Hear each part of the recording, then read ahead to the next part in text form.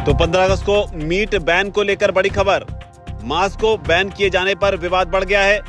विवाद पर ओवैसी, असदुद्दीन ओवैसी का बड़ा बयान सामने आया है।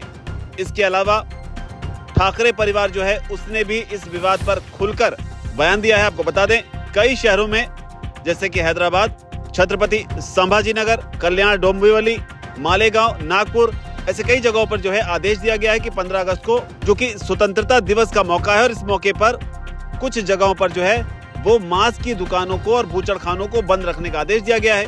जन्माष्टमी को भी इसके पीछे की एक वजह बताया गया, क्योंकि 16 अगस्त को जन्माष्टमी भी, और इसे ही लेकर अब विवाद अपने चरम पर पहुंचता हुआ दिखाई पड़ रहा है। AIMIM के जो प्रमुख हैं असदुद्दीन ओवैसी, उन्होंने इसका कड़ा विरोध किया है। उन्होंने इसे लेकर सोशल मीडिया प्लेटफॉर्म पर लिखा है कि स्वतंत्रता दिवस का मांस खाने से क्या लेना देना। साथ ही उन्होंने ये भी कहा कि तेलंगाना के 99% लोग मांस खाते हैं। ये प्रतिबंध लोगों की आजादी, निजता, आजीविका, संस्कृति, पोषण और धर्म के अधिकारों का उल्लंघन है। तो बड़ी बात कही है कि ये धर्म के अधिकारों का उल्लंघन है। और ओवैसी नहीं, ये मामला जो है वो महाराष्ट्र में भी बहुत तेजी से गर्म होता जा रहा है, जहां पर इस मामले पर ठाकरे परिवार का भी बयान आया है, जिनकी अपनी राजनीति जो है वो हिंदू को लेकर काफी रही, लेकिन आदित्य ठाकरे ने भी इस पर बड़ा बयान दिया है। उन्होंने कहा है कि स्वतंत्रता दिवस पर हम क्या खाएं, ये हमारा अधिकार है, हमारी आजादी है, आप हमारे घरों में क्यों घुस रहे हो। तो ये आदित्य ठाकरे ने कहा। उन्होंने साथ ये भी कहा कि कई हिंदू समुदाय, जिनमें उनका अपना समुदाय भी शामिल है, त्योहारों पर मांसाहारी भोजन की परंपरा रखते हैं।